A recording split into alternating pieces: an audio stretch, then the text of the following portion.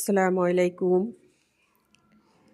কাছে দূরে যে যেখানে বসে আমার ভিডিওটা দেখতেছেন, আশা রাখছি আল্লাহর অসীম রহমতে আপনারা সবাই ভালো আছেন। আলহামদুলিল্লাহ, আমিও আমার পরিবার নিয়ে ভালো আছি। এই তো নতুন দিনে নতুন আরও একটা ভিডিও নিয়ে হাজির হয়ে গেলাম আপনাদের মাঝে। তা আজকের ভিডিওটা আমি সন্ধ্যার থেকে শুরু করেছি। হয়তো খেয়াল করলে বুঝতে পারবেন যে আমি একটা মোটা সোয়েটার পরে আছি, মানে অনেক মোটা সোয়েটার পরে আছি। আসলে এত শীতেও এত মোটা সোয়েটার আমাকে পরা লাগেনি, কিন্তু এখন বর্তমানে আমি পরতেছি। কারণ আমার না প্রচুর জ্বর এসেছে, ঠান্ডা জ্বর। সেই জন্য 2-3 দিন ভিডিও দিতে পারিনি। কারণ ঠান্ডা জ্বর আসলে না গলা, তারপরে মানে ভয়েস অন্যরকমই চলে আসে, এই জন্য আর ভিডিও ছাড়েনি। তো ঠান্ডা জ্বরের কারণে এই যে মুখে কিছুই ভালো লাগে না। তো ভাবছি একটু কিছু করি যাতে খেতে পারি, ভালো লাগে মুখে। তো কি করব ভাবতে ভাবতে পরে ভাবলাম আসলে মুড়ি মাখা করব। তো কি দিয়ে মুড়ি মাখা করব, তো এখানে হলো নিয়েছি, ছোলা সিদ্ধ করে নিয়েছি, তারপরে সালাতের মতো কেটে নিয়েছি, নিয়ে তারপরে এটাকে খাওয়ার জন্য। সরি, এটা মনে হয় সকালবেলা ছিল, সকালের নাস্তা ছিল আমার, সকাল বা বিকাল হইতে পারে, আমি ভুলে গেছি। আসলে আমি দেখে দেখে ভয়েস দিই, আমি লিখে ভয়েস দিই না। অনেক আপুরা হয়তো লিখে লিখে ভয়েস দেয়। তো আমি যখন ভিডিওটা সাজাই আমার মনে থাকে না, 2 সেকেন্ডের কাজই কথাই আমার মনে থাকে না। তো এখানে মেয়ের জন্য, হ্যাঁ এই যে সকালবেলায় এখন মেয়ের জন্য যে নাস্তাটা রেডি করেছিলাম, তো এই মেয়ের জন্য ডিম সিদ্ধ করে নিয়েছিলাম, কোয়েল পাখির ডিম আর সালাদ আর নাস্তা, এটা আমার জন্য করেছি।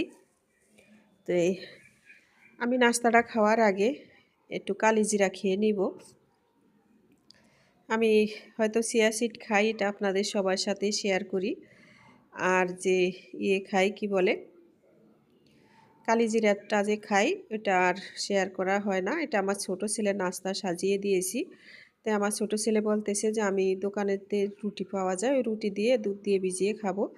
পরে আমি বলছিলাম যে তুমি নিয়ে আসো, স্কুলে যাবে সকালে নাস্তা খেয়ে। পরে দুধ গরম করে রুটি দিয়ে দিয়েছি, ও খেয়ে চলে যাবে। আর এখানে যে ব্যালকনিতে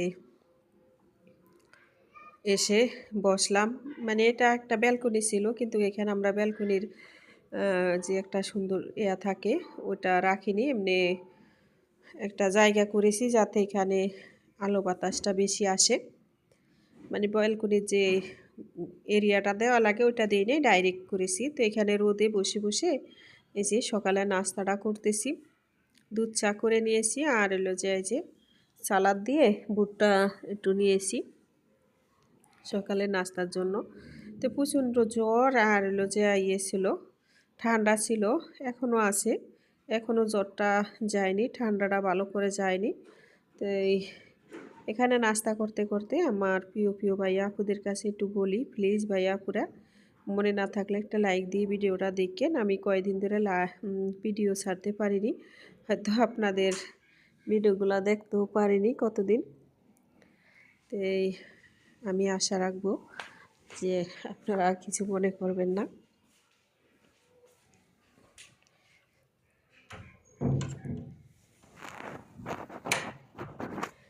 তো এখানে দুপুরের সকালে নাস্তা শেষ করে দুপুরে রান্নার আয়োজন করতেছি। জ্বর ঠান্ডা যদি আসে শরীরে তাহলে প্রচণ্ড খারাপ লাগে। তা আমি পাঁচমিশালি করে আজকে ভাজিটা করতেছি, মানে পাঁচমিশালি সবজি দিয়ে। আর এখানে হলো মুরগির মাংস রান্না করব। তো এটা হলো দুপুরের রান্না।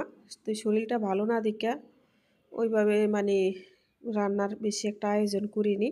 তো ভাবছি আমার তো আর বাবা আবার এই ব্রয়লার মুরগিটা বেশি খেতে চায় না, তো একটু ভাজি করে নেই, সাথে খাওয়া হয়ে যাবে দুপুরে।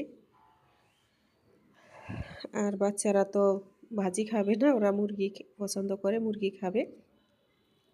তো বা যা বলছিলাম, আসলে অসুস্থ থাকলে কিছুই ভালো লাগে না।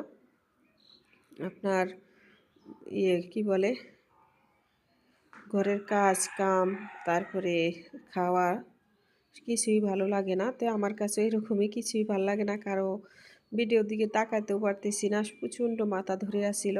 তো মেহমান আসছিল, থালা বাসনগুলো নামাইছিলাম, এখন একটু গুছিয়ে নিলাম। আর ঘরের অন্য কোনো কাজই আজ শেয়ার করতে পারি নাই, যে বললাম শরীরটা অনেক খারাপ, এই জন্য শুধু হালকা পাতলা কিছু কাজ আপনাদের সাথে শেয়ার করলাম। অসুস্থ থাকলে আসলে কিছুই করতে ইচ্ছা করে না। তো এখানে হলো মানে রান্না বসিয়ে দিয়ে আবার হাতের কিছু কাজ করে নিলাম, যেটা আমি সব সময় করি। আসলে রান্না করতে করতে চাইলে আমরা গৃহিণীরা অনেক কাজই করে নিতে পারি সংসারের। তো আমার অনেক আপুরা দেখি অনেক সুন্দর করে সংসারের কাজগুলো গুছিয়ে সুন্দর করে করেন, আমার অনেক ভালো লাগে। আসলে আমিও চেষ্টা করি, কিন্তু সব সময় ভিডিওতে ফুটিয়ে উঠতে পারি না। সব সময় সব কাজ ভিডিওতে করা যায় না, মনে থাকে না। আবার দেখা গেছে ভিডিওটা অনেক লম্বা হয়ে যায়। তো এমনি তো আমি একটু বড় ভিডিও দিই, হয়তো অনেক আপুদের ভিডিওগুলো দেখতে আমার ভিডিও দেখতে কষ্ট হয়।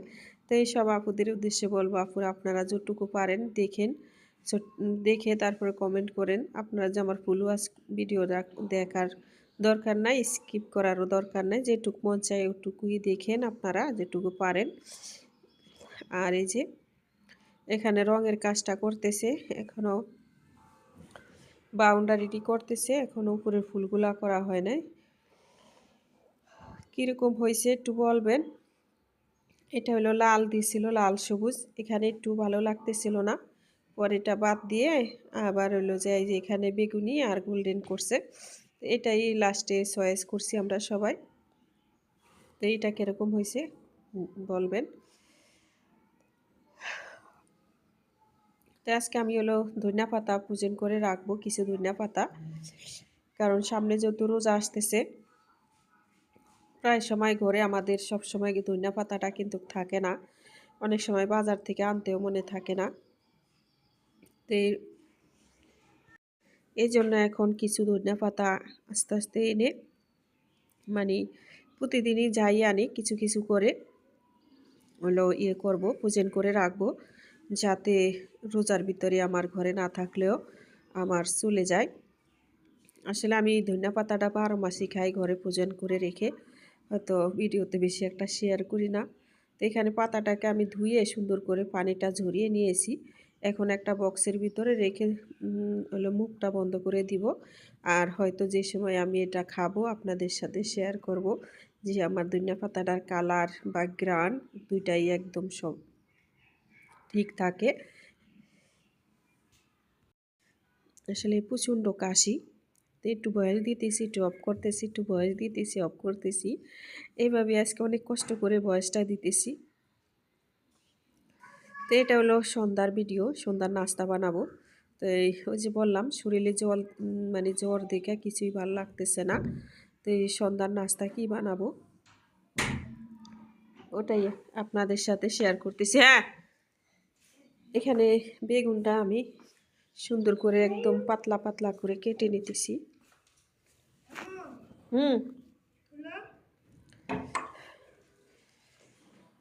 বেগুনি বানাবো।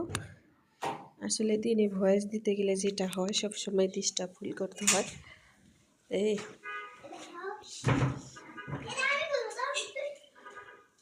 তো এখানে আমি হলো কি বানাবো আপনারা একটু দেখতে থাকেন।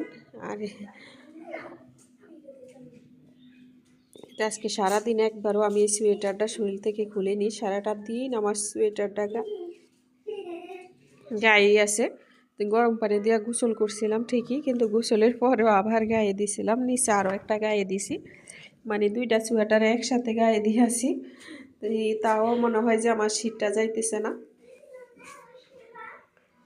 তো এই যে আমি ধনিয়া পাতাটা রেখে দিলাম ফ্রিজে। আসলে আমি ফ্রিজে বেশি একটা কিছু মাছ মাংস অতটা বেশি রেখে পছন্দ করি না, মানে পছন্দ করি না বলতে আমার পরিবারের সবাই হলো ওই মাছ মাংস ফ্রিজে বেশি একটা রেখে খাইতে চায় না। তো হয়তো আপনারা দেখেন অনেক আপু ভাইয়ারা যে প্রায় সময় মাছ মাংস প্রতিদিনই বেশিরভাগ আমার কেনাকাটা হয়।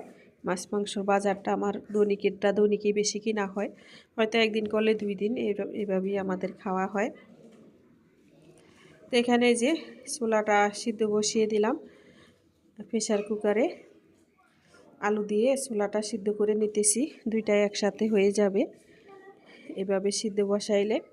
তো এখানে এলো ছোলাটা বসিয়ে দিয়ে আর অন্যদিকে আমি কিছু হলো সালাতের জন্য কেটে নিতেছি। হলো টমেটো, তারপরে কাঁচামরিচ, পেঁয়াজ এগুলা কেটে নিতেছি। এই আমার অনেক আপুরা দেখি খায় আসলে গ্যাসের আলসারের সমস্যা আছে, এই জন্য আমি হলো বেশিরভাগ তেল জাতীয় জিনিসটা আমি একদম কম খাই। আমি কম খাই বলে আমার পরিবারে অতটা ভালো মানে অতটা বেশি বানানো হয় না, মাঝে মধ্যে হঠাৎ করে বানাই। তো ভাবছি যেহেতু রোজা এসে গেছে, রোজার আগে কিন্তু হলো খেতে গেলে সমস্যা একটু বেশি হয়। আর রোজার ভিতরে যদি খাই তাহলে দেখা গেছে কি অতটা সমস্যা হয় না। আল্লাহর রহমত, আল্লাহর ইয়া রমজান মাসে আল্লাহর এমন একটা রহমত, দেখবেন যত যাই খান তারপরও আপনার শরীর অসুস্থ হবে না। আর রোজা ছাড়া যাই খান দেখবেন শরীরের নিতে পারে না। তো রোজার আগে এই জিনিসগুলা, এই তেলাক্ত জিনিসগুলা যতই খান ততই দেখবেন গ্যাসের সমস্যা হয়। আর রোজাটা বইরা পুরা মাস ভুরা খাইলেও সমস্যা হয় না। আমার এমন সমস্যা, আমার এতটা আলসারের সমস্যা, গ্যাসের সমস্যা, কিন্তু আমি রোজার ভিতরে যাই খাই আলহামদুলিল্লাহ কোনোদিন আমি সমস্যা হয় না আমার। পুরাটা রোজার মাস আমি গ্যাস্ট্রিকের ওষুধও খাই না, আলসারের ওষুধ তো খাই না। পুরাটা রোজার মাস আমি সবসময় হলো এভাবেই থাকি, ওষুধ ছাড়াই থাকি, তারপর আল্লাহর রহমতে আমার কোনো সমস্যা হয় না। আর রোজা ছাড়া বেশিরভাগই সময় আমার অনেক সমস্যা হয়, গ্যাসের, আলসারের ব্যথা, গ্যাসের ব্যথা। তো আজকের কথাগুলা কিন্তু অনেক এলোমেলো যাইতেছে, কারণ কারণ হলো আসলে ওই যে বললাম শরীরটা ভালো না, জ্বর ঠান্ডা শরীরটা ভালো না, এই জন্য এখানে যে আসলে ওই যে বললাম শরীরটা বেশি ভালো না, এই জন্য হলো পুরা ভিডিওটা আর করিনি। এখানে বেগুনগুলো ভেজে নিতেছি।